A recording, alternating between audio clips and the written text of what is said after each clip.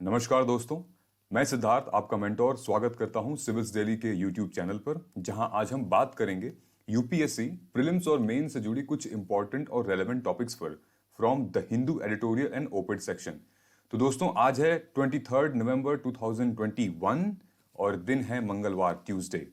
ठीक है, लेकिन आज हम चर्चा करेंगे कुछ 4 से 5 आर्टिकल्स की जो एडिटोरियल और ओपेड सेक्शन में आए हैं। सबसे पहला टॉपिक की जिससे हम बात करेंगे वो है टू बिहार्स, जिसके बारे में आपको डिटेल में बताऊंगा। उसके बाद फिर history and geography of Afghanistan, and then falling short, जो कि डेटा प्रोटेक्शन बिल के बारे में है, जेपीसी बिल के बारे में है, and I think fertiliser and subsidy, ये भी बहुत एक इम्पोर्टेंट टॉपिक है। And then this last one is all about MP versus congressman, जो कि dynamism requires in India and US ties. तो चलते हैं अपने सबसे पहले आर्टिकल की तरफ, जो कि था टू बिहार्स। लेकिन उससे जाने से पहले, इस लेक्चर में आगे बढ़ने से पहले, इस न्यूज़पेपर का कंप्लीट पीडीएफ आप फ्री पीडीएफ डाउनलोड कर सकते हैं। डिस्क्रिप्शन बॉक्स में दिए लिंक पर आप क्लिक करें और एक फॉर्म आएगा, उसको सबमिट करें और आपको आज का फ्री पीडीएफ मिल जाएगा।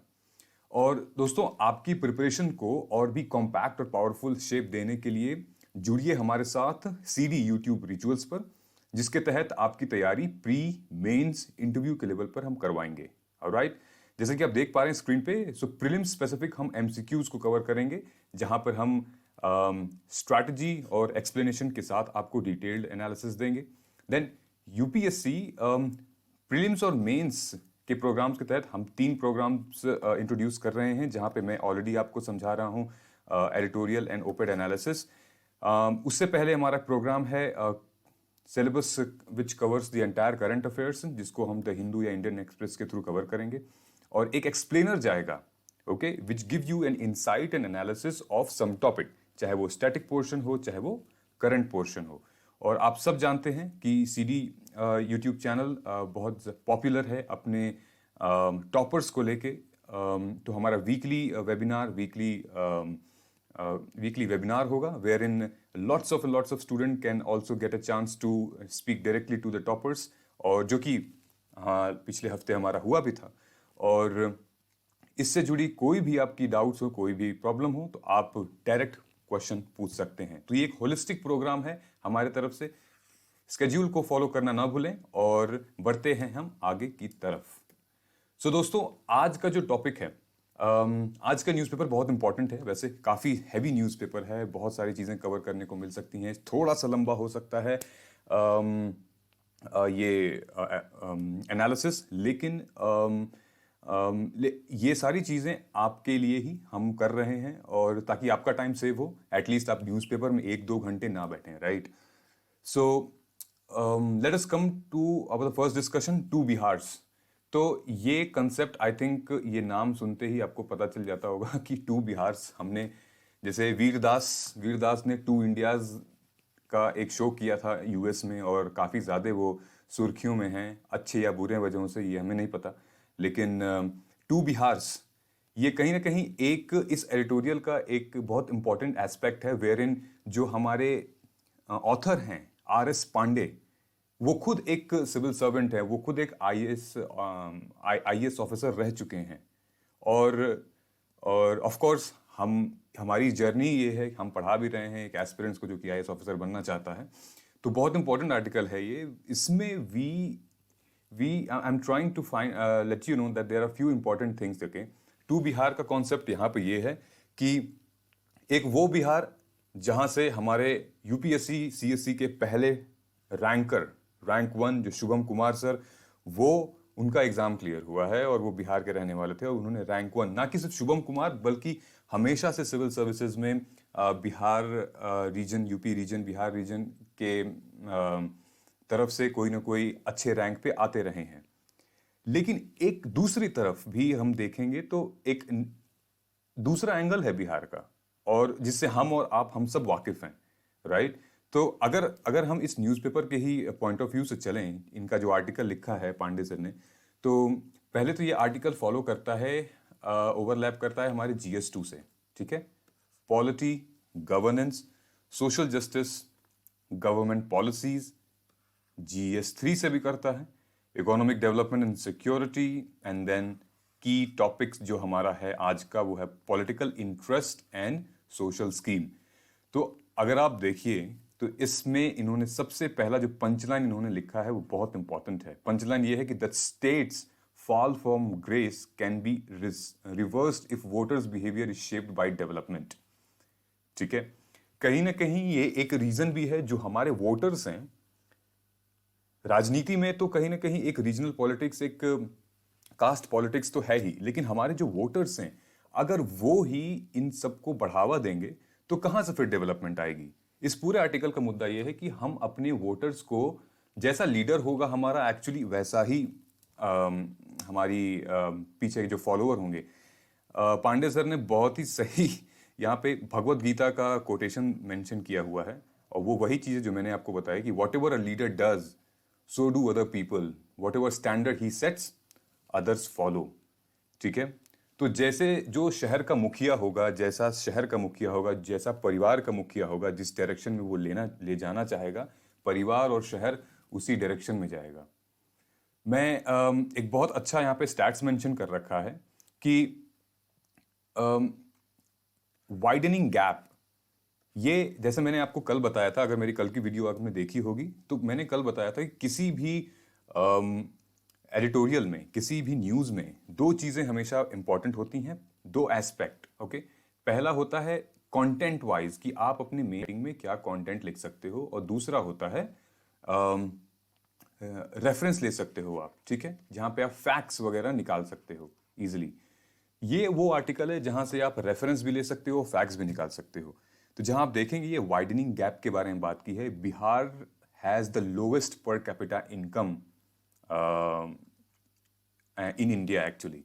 और नीचे अगर आप आएंगे, ये पूरा सेगमेंट जो है, ये पूरा सेगमेंट ये पर कैपिटा इनकम के बारे में बात कर रहा है बिहार के, जहां पे आप ये देखोगे कि जब बिहार की इनकम पर कैपिटा इनकम इतनी कम है, वहीं पे कुछ स्टेट्स ऐसे हैं, जैसे गोवा एग्जांपल लिया है, जैसे सिक्किम एग्जांपल लिया है। अगर आप यहाँ देखो, सिक्किम और गोवा, इनकी पर कैपिटा इनकम लगभग 10-12 गुना ज्यादा है बिहार से। ऐसा क्यों? एक क्वेश्चन यहाँ पे आता है कि जब हम डेवलपमेंट के बारे में बात करते हैं तो बिहार एक ऐसा स्टेट था, एक ऐसा राज्य था जब वैदिक टाइम से, इवन मुगलों के टाइम से भी, और इवन आई थिंक ब्रिटिशर्स जब थे तब भी बहुत ही फुल्ली और फ्लरिश्ड स्टेट था।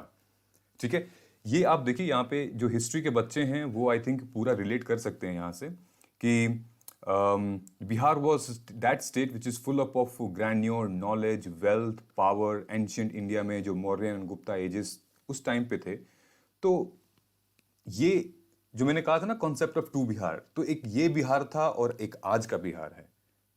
ठीक है, तो मुगलों के टाइम पे, ब्रिटिश के टाइम पे, इवन इनफैक्ट इंडिपेंडेंस के टाइम तक भी इनकी जो पर कैपिटा इनकम थी was like 80% of the total average India's income. But क्या हुआ आखिर, what had happened in the last 50 to 60 year कि यहाँ की सिचुएशन और डिटेरियोरेट होती गई और ख़राब होती गई। और तो बहुत सारे रीजंस इसके यहाँ पे जो ऑथर है हमारे आर एस पांडे, उन्होंने मेंशन किया है दैट ये सेगमेंट अगर आप देखिए तो N analysis of the report association for democratic reform, इन्होंने ये कहा है छोटे शब्दों में कि एक एनालिसिस हुई है पिछले कई सालों को लेकर कि जितने भी एमएलएज और एमपीज हैं बिहार के, उसमें से लगभग 40% of the MLAs and MPs they have criminal background. अगर आपको नहीं यकीन हो रहा है तो आप ये सेगमेंट देखिए, ये स्टैट्स देखिए।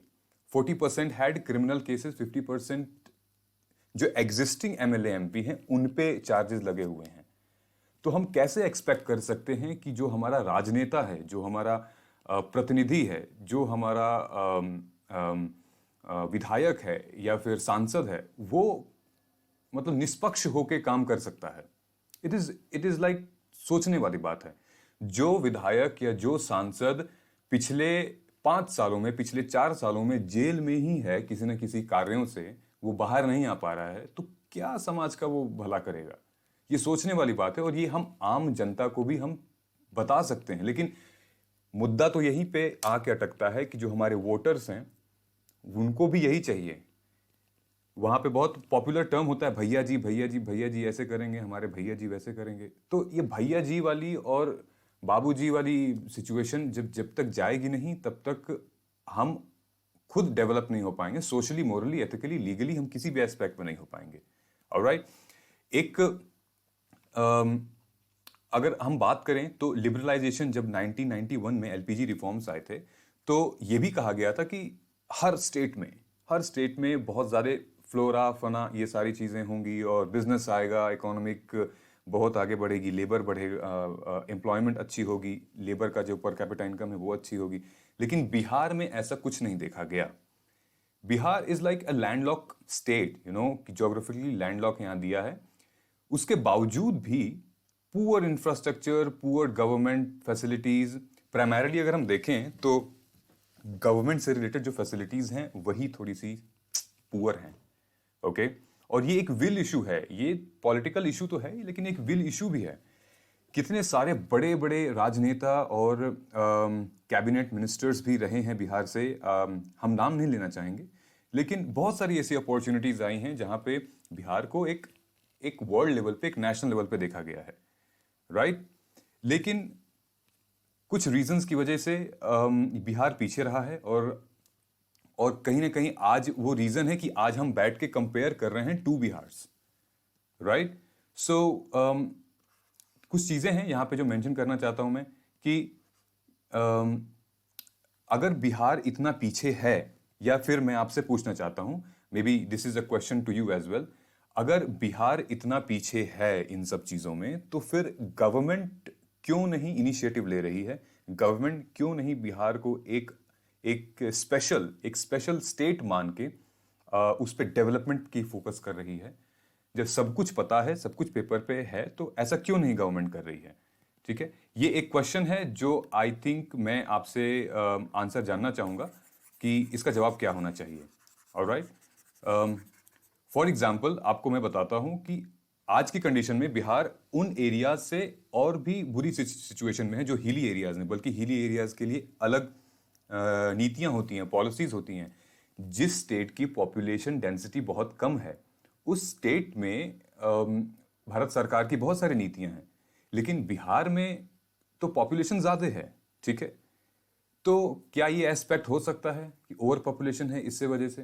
तो एक रीज़न आपसे मैं जानना चाहूँगा, अगर आप इस वीडियो को देख रहे हैं, यहाँ तक पहुँच चुके हैं, तो एक क्वेश्चन है that why not government intervening in Bihar's development related to politically, socially, economically, ठीक है, ताकि उनका बर्डन कम हो, ताकि आज अगर वो मदद करेंगे तो आज से आगे 30-40 साल तक एक रिजल्ट दिखाई देगा, राइट। सो कुछ मामले हैं जो कि हाँ बिहार ने अचीवमेंट्स की हैं, जैसे रोड हो गया, इलेक्ट्रिसिटी हो गया, ठीक है, हेल्थ हो गया। क्या आपको ये नहीं लगता कि ये कुछ पॉलिटिकली नारे जो होते हैं कि हर घर में बिजली होगी और हर गांव में सड़क होगी और हर शहर में एक अस्पताल होगा, ये कुछ वही नारे हैं जो आप देख सकते हैं यहाँ पे?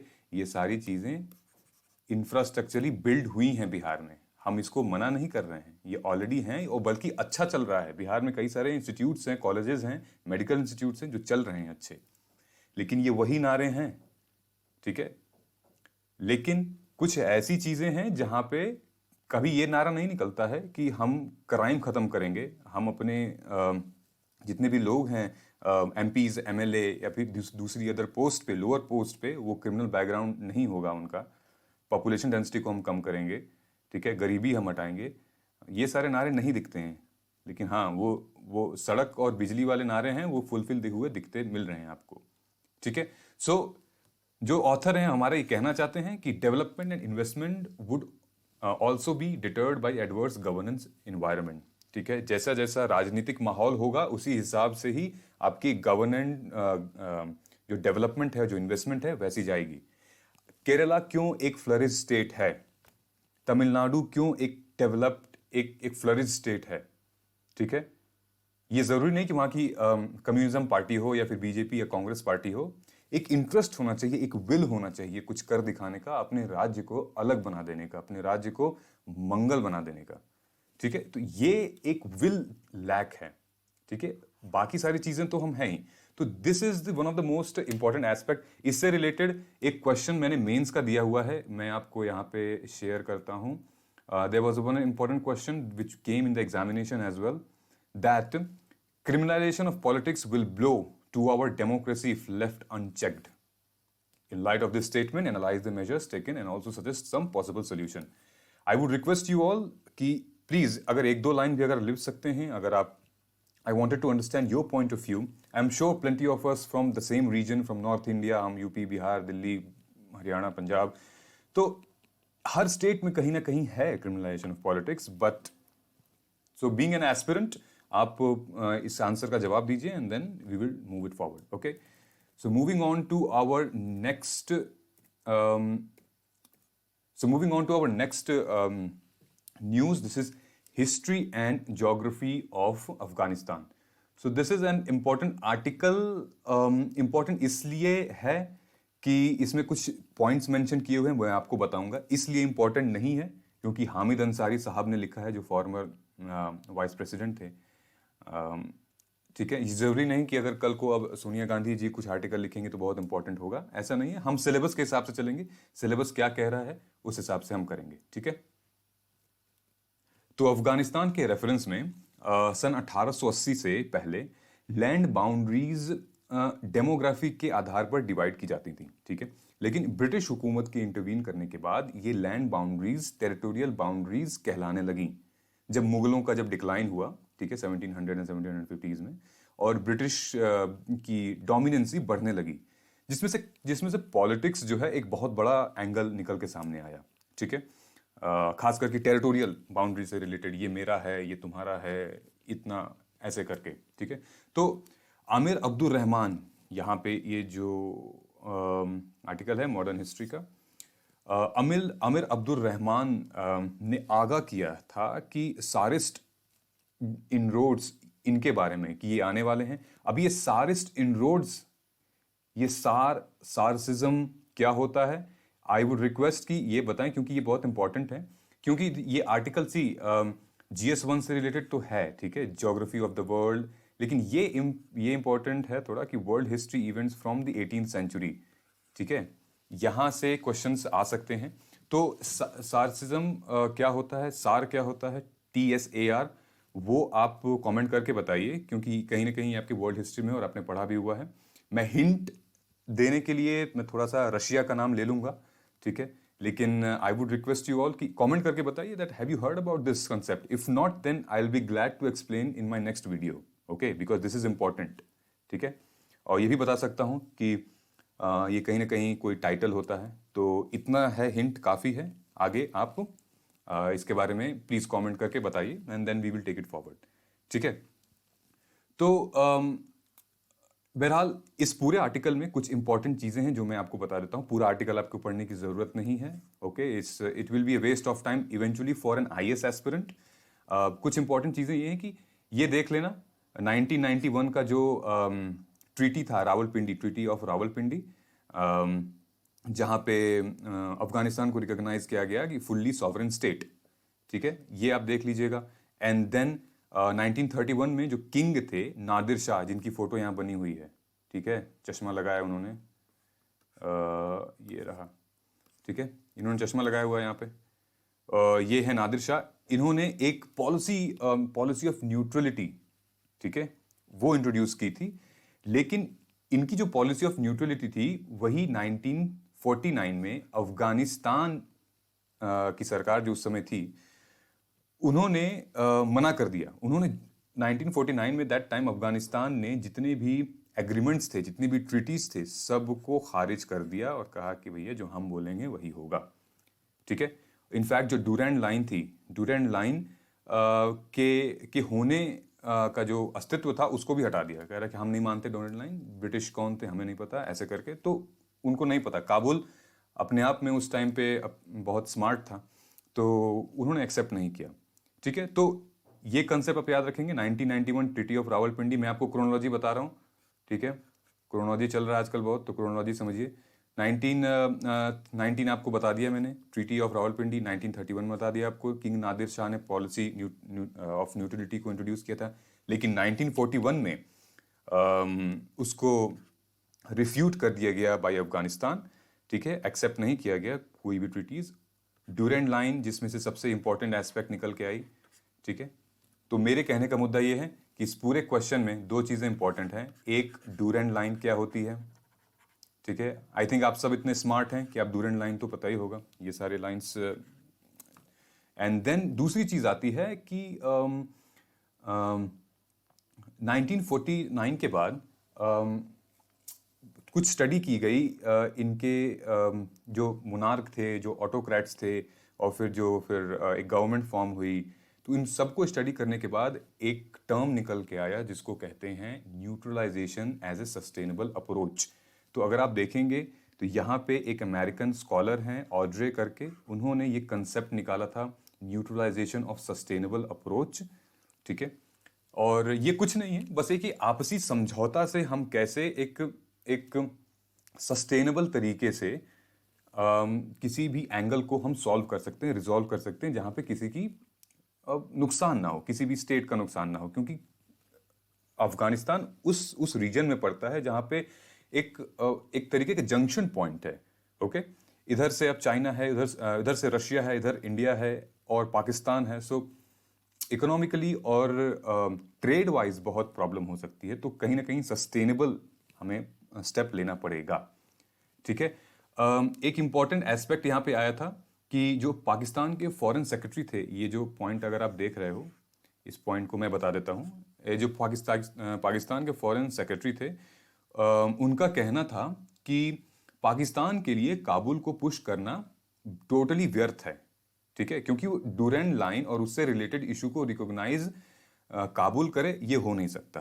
क्योंकि काबुल को खुद नहीं पता कि काबुल ने कभी अपना पैरामीटर्स ड्यूरेंड लाइन के हिसाब से नहीं सेट किया है। लेकिन उन्होंने ये कहा कि काबुल को एटलीस्ट ड्यूरेंड लाइन की रेस्पेक्ट करनी चाहिए, क्योंकि ये फंक्शनल और लीगल बाउंड्री है दूसरे कंट्री से, ओके, पाकिस्तान के साथ। उनका कहना ये था इसमें, ठीक है। मैं नेक्स्ट पेज पे चलता हूं, क्योंकि नेक्स्ट पेज ड्यूरेंड लाइन पे ही है।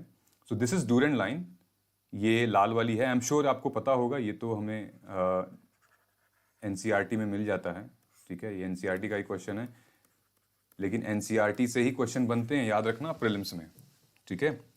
और यहां पे तो मैंने लिख दिया है कि when was Durand line drawn, ठीक है। 1919 की भी बात है।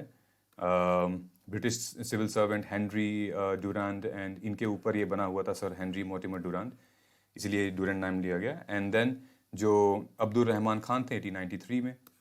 मेरा क्वेश्चन आपसे ये है कि does the modern state of Afghanistan accept the Durand line, ठीक है।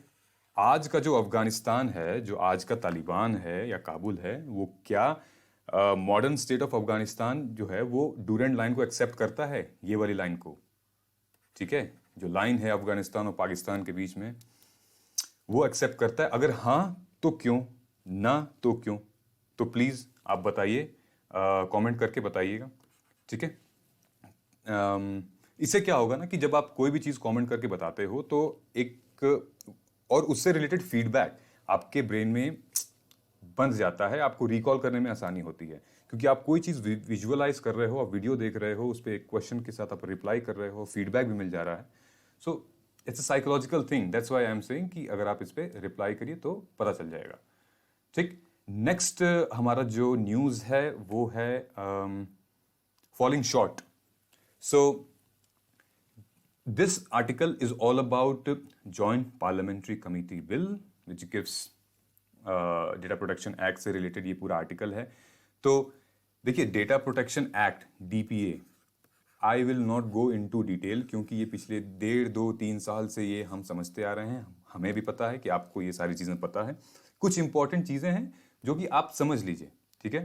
बहुत ज़्यादा इंफॉर्मेशन इसमें मेंशन नहीं किया है क्योंकि छोटा आर्टिकल है, लेकिन इंपॉर्टेंट ये है इसमें कि ये जानना कि जो ये एक आप रेफरेंस के लिए, जैसे मैंने बताया, इसमें आप रेफरेंस ले सकते हो किसका। बेसिकली इसमें जो हमारे ओपोजिशन लीडर हैं Shri Jairam Ramesh ji,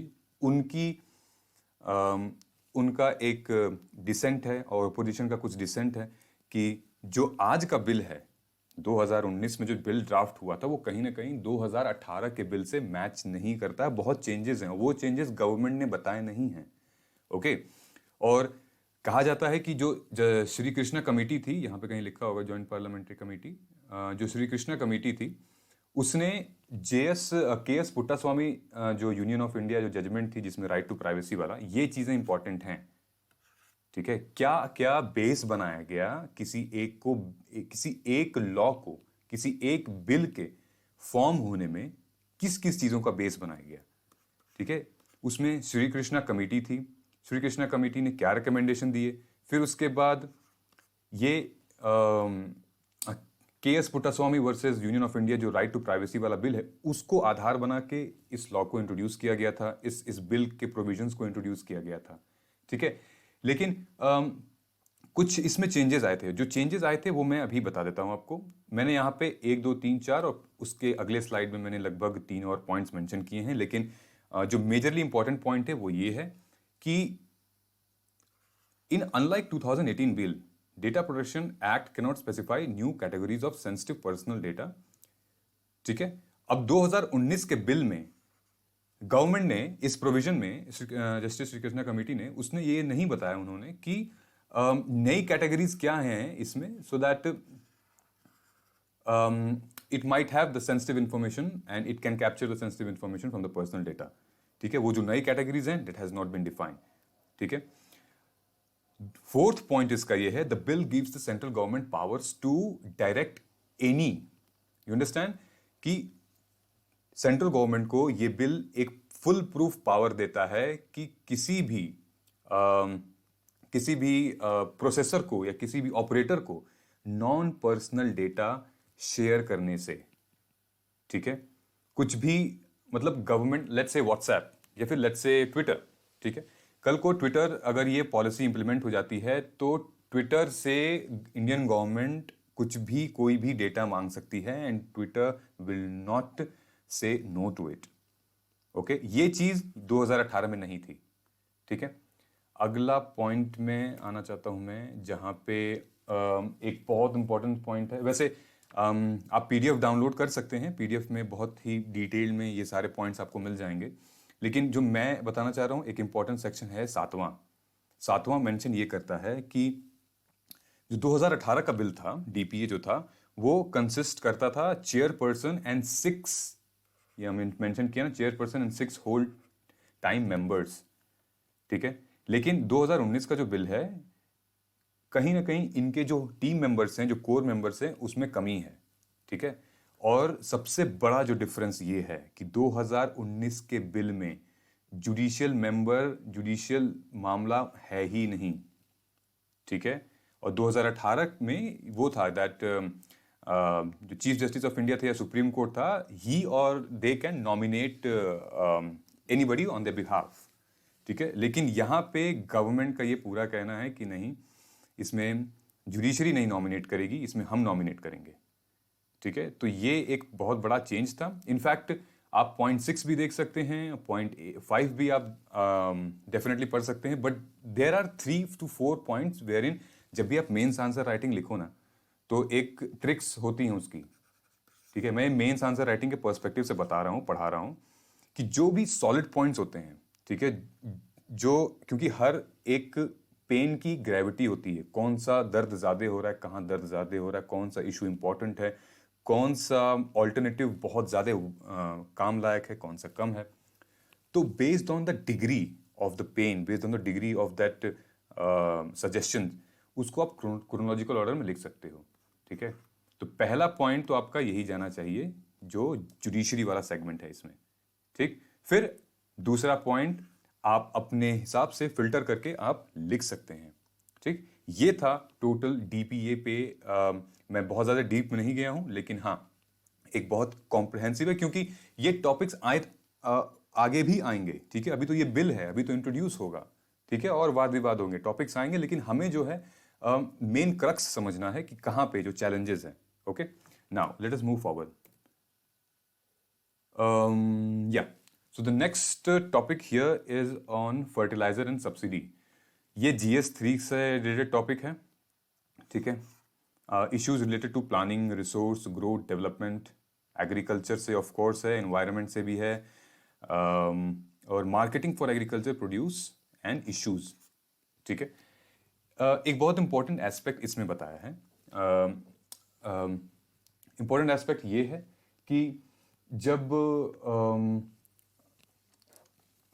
so India is primarily, India has an agrarian economy. ठीक है, हमारा बहुत सारा कैपेसिटी जो है, फूड बिल्डिंग कैपेसिटी, वो सब हमारे फार्मर्स पे डिपेंड करता है और फार्म्स पे डिपेंड करता है, एग्रीकल्चर पे डिपेंड करता है। ठीक है, सो इस टॉपिक का इंपॉर्टेंट मुद्दा यहाँ पे ये है कि जो फर्टिलाइजर्स यूज होते हैं एग्रीकल्चर में, जो खाद यूज होते हैं, वो खाद इतने ज़्यादा डिमांड में है, इतने ज़्यादा डिमांड है उस खाद की, लेकिन हम वो डिमांड फुलफिल नहीं कर पा रहे हैं। ठीक है, और हम जब वो डिमांड फुलफिल नहीं कर पा रहे हैं तो हम उसको इंपोर्ट कर रहे हैं, और जब हम इंपोर्ट कर रहे हैं तो अब इश्यूज मैं आपको बता रहा हूँ, काफ़ी सारे इश्यूज इससे रिलेटेड हैं। तो जो ऑथर हैं mister Ramesh Chandra and mister Yogesh Suri, उन्होंने पहले इश्यूज बताए हैं, पहले हिस्ट्री बताई है, फिर इश्यूज बताए हैं, उसके बाद फिर वे फॉरवर्ड बताया है। ठीक है, बिल्कुल ये ऐसे ही हमारा मेंस जो आंसर राइटिंग का स्ट्रक्चर होता है मेंस का। ठीक है, लास्ट में वे फॉरवर्ड होता है, पहले इंट्रोडक्शन होता है, फिर इश्यूज होते हैं, फिर वे फॉरवर्ड होता है। ठीक है, तो फर्टिलाइजर से रिलेटेड इश्यूज हमारे हैं कि इतनी ज़्यादा डिमांड है। ठीक है, क्योंकि फूड कैपेसिटी, फूड प्रोडक्शन बहुत ज़्यादा है, पॉपुलेशन बहुत ज़्यादा है, तो फूड प्रोडक्शन बहुत ज़्यादा है, फूड प्रोडक्शन बहुत ज़्यादा है, तो जितने भी एग्री सोर्सेज हैं, एग्री बिजनेस से, उन पर बहुत प्रेशर आता है। ठीक है, हमारे फार्मर से बहुत प्रेशर आता है, जो लैंड ओनर्स हैं उन पे भी प्रेशर आता है कहीं ना कहीं। तो जब खाद जो है, हमारी फर्टिलाइजर है, वो अवेलेबल नहीं हो पाती है तो हम इंपोर्ट करते हैं। ठीक है, अब इंपोर्ट करते हैं तो कई सारे चैलेंजेस आते हैं उसमें। फॉर एग्जांपल टैक्स पे करना पड़ता है हमें बहुत ज़्यादा, और जब हम इंपोर्ट करते हैं, मतलब हम खरीदते हैं बाहर के मार्केट से, आउट ऑफ इंडिया, तो आप ये भी तो देखिए कि वो सस्ता नहीं है, वो भी तो महंगा है, और बाहर की जो मार्केट है वो वोलाटाइल है। ठीक है, आज का दाम कुछ है, आज से 1 महीने बाद का दाम कुछ है, तो it is expensive for us, right. एक ये पॉइंट है। दूसरा, जब हम इसको इंपोर्ट करते हैं तो बहुत सारे टैक्सेस लगते हैं उस पर। ठीक है, इंपोर्ट ड्यूटी लगती है, फिर उसके बाद एग्रीकल्चर पे ड्यूटी लगती है, और इवेंचुअली कहीं ना कहीं वो बेचारा किसान लगभग 22% तो टैक्स ही पे कर रहा है, अगर वो 100 रुपए की चीज़ ले रहा है तो ऐसी चीज़ें नहीं होनी चाहिए, राइट। सो ये सारे एस्पेक्ट हैं। और सबसे बड़ी, जब हमारी एग्रेरियन इकोनॉमी है, जब हमें एग्रीकल्चर पे ध्यान देना है, जब हमें एग्रीकल्चर प्रोड्यूस्ड प्रोडक्ट्स खाने हैं, तो क्यों ना इन चीज़ों का प्रोडक्शन हो, राइट। तो जो ऑथर हैं उन्होंने बहुत ज़बरदस्त तरीके से 4 पॉइंट्स को मेंशन किया है यहाँ पे। फर्स्ट पॉइंट ही has mention that we need to be self reliant and not dependent on import fertiliser. ठीक है, अब जब रोटी हमें खानी है तो रोटी, गेहूं उगाओ, रोटी खाओ। ठीक है, बाहर से क्यों हम मंगा रहे हैं? अगर जब बाहर से ही मंगाना है तो फिर और भी चीज़ें हैं, फिर अब क्यों कर रहे हैं? तो जो आपकी चीज़ें जो बहुत ज़्यादा लार्ज क्वांटिटी में हैं, सो this is the thing. Sociology में एक लार्जर गुड का कॉन्सेप्ट आता है कि ये इंपॉर्टेंट है, ये सारी चीज़ें आपको सेल्फ रिलायंट होना पड़ेगा। ठीक है, क्योंकि डिमांड इतनी ज़्यादा है आपके स्टेट में, और कंजम्पशन इतना ज़्यादा है, पॉपुलेशन आपकी इतनी ज़्यादा है। ठीक है, एक ये ऑप्शन हो गया। सेकंड है, यहाँ पे एक एग्जांपल भी दिया जा रहा है कि गोरखपुर, सिंधरी और तालचर जैसे कुछ जगहों पे ऑलरेडी हाई वोलाटाइल इंटरनेशनल जो प्राइसेस होते हैं, उनको कम करने के लिए यहाँ पे सेटअप किया गया है। ये पब्लिक सेक्टर के साथ इन्होंने एसोसिएट किए हैं, और यहाँ पे प्लांट्स लगे हुए हैं। ठीक है, दूसरा कंसेप्ट यहाँ पे था कि जो एनबीएस मॉडल है, ठीक है, एनबीएस मॉडल यहाँ पे हमने मेंशन्ड, मैंने आपको दिखा देता हूँ। एनबीएस मॉडल ये है, to introduce nutrition based subsidy. Nutrition based subsidy एक इंपॉर्टेंट एस्पेक्ट निकल के आता है जब आप एग्रीकल्चर प्रोड्यूस बनाते हो और उस खाद में से, उस प्रोडक्ट में से न्यूट्रिशन हो ही ना।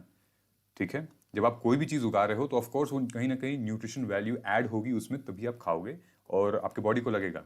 लेकिन वहाँ पे न्यूट्रिशन वैल्यू है ही नहीं, तो फिर क्या फ़ायदा आपके अनाज उगाने का।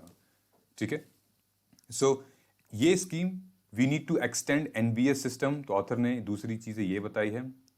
Third, we need to develop alternative source of nutrition for plant. ठीक है, कई सारे जो फार्मर्स हैं जो कि बहुत पढ़े लिखे हैं और उनका ये कहना है कि ये जो आप नॉन केमिकल और केमिकल फर्टिलाइजर दे रहे हो, देखो इससे कुछ होने वाला है नहीं, आप चुपचाप ऐसे फर्टिलाइजर्स ले आओ, ऑर्गेनिक और बायो फर्टिलाइजर्स ले आओ, जिसको मतलब लगाने का मतलब हो और वो लॉन्ग लास्टिंग है। ठीक है, ताकि चीज़ें ख़राब नहीं होंगी, हमारे सॉइल को भी नुकसान नहीं होगा, हमारी फसल को नुकसान नहीं होगा, और जब आपके इवेंचुअली जब वो पेट में जाएंगी तो इनफैक्ट वो बेनिफिट करेंगी। ठीक है, एंड लास्ट इन्होंने मेंशन किया है कि we need to scale up and improve innovation to develop alternative. मतलब इन्होंने पूरी टेक की बात की है, मतलब जो ई एग्री वाला मामला है। ठीक है, तो इसकी बात की है। सो मैं आपको अगले स्लाइड पे ले चलता हूँ, बिकॉज रिसेंटली अभी नैनो यूरिया इफ्को ने डेवलप किया है। नैनो यूरिया, ये देख सकते हैं आप, this is a world first nano urea. और मैं ये रिक्वेस्ट करता हूँ कि क्यों, मतलब वर्ल्ड फर्स्ट नैनो यूरिया आखिर है क्या इसमें। ठीक है, what does it signifies, क्यों ये वर्ल्ड फर्स्ट नैनो यूरिया है, क्यों, क्या इसकी इंपॉर्टेंट है, why all the state should follow and introduce this nano urea. ठीक है, तो ये आप हमें कमेंट करके ज़रूर बताइए कि क्या होता है नैनो यूरिया। ठीक, now let me go back to previous point. So यहाँ पे हमने बात की थी ई एग्री की। देखिए, e agri is a very progressive term in today's time. ठीक है, आज के ज़माने में, 21वीं सदी के ज़माने में, अगर हम टेक्नोलॉजी का, साइंस का और इंटरनेट का सही यूज़ नहीं कर पा रहे हैं तो फिर शायद हम आगे चल के भी नहीं यूज़ कर पाएंगे। ये एक सही तरीका है, ये एक सही टाइम है जब हम साइंस को, टेक्नोलॉजी को और इंटरनेट को अच्छे से यूज़ करके, खास करके एग्रीकल्चर के मामले में, ताकि अच्छे से अच्छा क्रॉप निकले। ठीक है, इन्वायरमेंट का पोल्यूशन कम हो, और जितनी भी जो इश्यूज थे उसको हम मोस्टली निगेट कर सकें, कम कर सकें, रिड्यूस कर सकें। ठीक है, तो ये एक बहुत अच्छा आर्टिकल है। अगर हम मेंस के पॉइंट ऑफ व्यू से देखेंगे तो ये आर्टिकल बहुत ही क्रिस्प और बहुत टू द पॉइंट बताया गया है, wherein I have told you about the history and then what the current issues is and then way forward वो 4 बातें क्या हो सकती हैं। ठीक है, इससे रिलेटेड एक एमसीक्यू भी है जो मैं आपको आगे दिखाऊंगा। ठीक है, नेक्स्ट जो पॉइंट है हमारा वो है एमपीज वर्सेस कांग्रेसमैन। ये आर्टिकल बिल्कुल इंपॉर्टेंट नहीं था, लेकिन मैंने सिर्फ इंट्रोड्यूस कर दिया है आपके लिए, ताकि गलती से भी आप पढ़िएगा मत। ठीक है, मैं आपको बता दूंगा इसमें ओके क्या है क्या नहीं है। This is not as such कोई सिलेबस से रिलेटेड नहीं है, but this article shows that dynamism in India and US ties की जो बात हो रही है, that interaction between Indian MPs and members of US. देखो, अभी ऐसा हुआ नहीं है कि आमने सामने यूएस के जो कांग्रेसमैन है, ठीक है, और यूएस के कांग्रेसमैन मतलब ये मत आप समझ लेना कि कांग्रेस वहाँ की सरकार है, नहीं, वहाँ के जो पार्लियामेंट है उसको हम कांग्रेस कहते हैं। यहाँ कांग्रेस बीजेपी है, लेकिन वहाँ पे जब बाईकैमरल लेजिस्लेचर है तो फेडरल गवर्नमेंट है वहाँ पे। सो जो एमपीज हैं इंडिया के, वो और जो कांग्रेसमैन हैं, एक हेल्दी डिस्कशन होना चाहिए, दोनों के बीच में एक बात होनी चाहिए, एक डायलॉग होना चाहिए। तो आप देखोगे यहाँ पे ये लिखा हुआ है 2.2 डायलॉग 2019। ठीक है, शेपिंग फॉरेन रिलेशन। ठीक, तो इस मामले का पूरा मुद्दा यही था कि अगर आप पढ़ना चाहो तो आप पढ़ सकते हो, ये सिलेबस से थोड़ा सा हटकर हो जाएगा। अगर आपको जनरल नॉलेज अपनी इंप्रूव करनी है तो आप कर सकते हो इसमें, लेकिन एज सच कुछ यूपीएससी वाला मटेरियल नहीं है। हाँ, लेकिन वैसे मैंने कहा ना कि अगर कुछ नहीं मिलेगा तो रेफरेंस मिलेगा। ठीक है, तो ये चीज़ें आप रेफरेंस में ज़रूर मेंशन कर सकते हो अपने मेंस आंसर राइटिंग के, कि dynamism in India and US talk की जो हमारे इंडियन जो पार्लियामेंट मेंबर्स हैं और जो यूएस के हैं, उनको आपस में कहीं ना कहीं बात करनी चाहिए, एक हेल्दी डिस्कशन होना चाहिए, सो दैट कहीं एक जब बातचीत होती है तो बहुत सारे डायमेंशंस निकल के आते हैं, एंड देन अगेन बहुत हेल्दी। ऑलरेडी इंडिया यूएस बहुत एक दूसरे के बहुत अच्छे दोस्त हैं, बहुत पुराने समय से होते आए हैं, और जब इनके पार्लियामेंट जो मेंबर्स हैं उनसे अगर अच्छे डायलॉग हो रहे हैं, अच्छे संबंध हैं, बातचीत हो रही है तो डेफिनेटली। लेकिन याद रखिए इससे नेगेटिव इम्पैक्ट भी आ सकते हैं, राइट? जब हमारे खुद के संसद में अखबार उड़ने लगते हैं और हल्ला गुल्ला होने लगता है तो कहीं ना कहीं कोई ना कोई बात पे, किसी न किसी पॉइंट पे शायद हो सकता है ऐसा, क्योंकि इसकी पॉसिबिलिटी है कि हम अपने संबंध खराब भी कर सकते हैं अगर हमारा कोई भी एक पार्लियामेंटेरियन, कोई भी एक मेंबर या वहां का कोई एक मेंबर हमारे खिलाफ कुछ उल्टा बोल दे या हम कुछ उल्टा बोल दें, तो कहीं ना कहीं ये एक एक्सटर्नल अफेयर बन जाता है।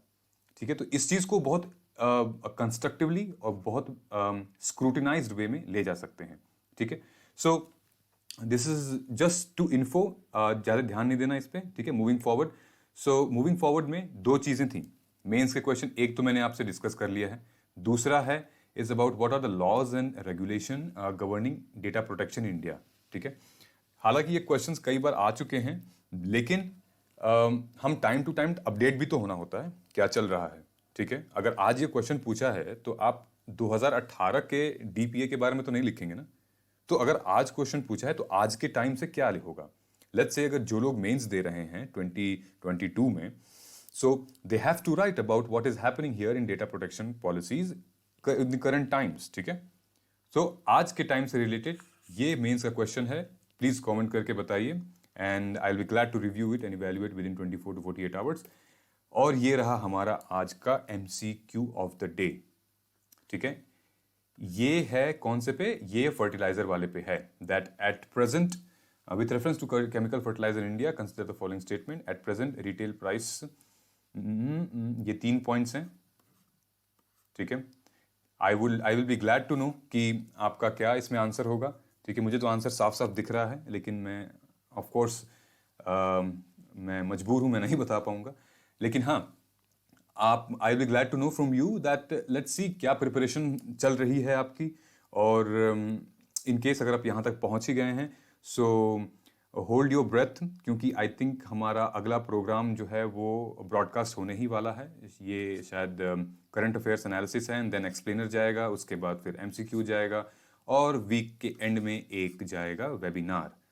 ठीक है, so thank you so much guys. चलिए इस डिस्कशन को यहीं ख़त्म करते हैं एंड आपसे मिलते हैं अगले वीडियो में। सो गाइस, कमेंट करके पूछे गए क्वेश्चंस का जवाब ज़रूर दें। जैसा कि मैंने कहा कि इससे आपको टॉपिक समझने में काफ़ी आसानी होगी। एंड वंस अगेन, इस लेक्चर का कंप्लीट फ्री पीडीएफ आप डाउनलोड कर सकते हैं। डिस्क्रिप्शन बॉक्स में दिए लिंक पर आप क्लिक करें और फॉर्म को फिल करके सबमिट करें। तो मिलते हैं अगले प्रोग्राम में। जय हिंद, और हाँ, लाइक और सब्सक्राइब ज़रूर करें।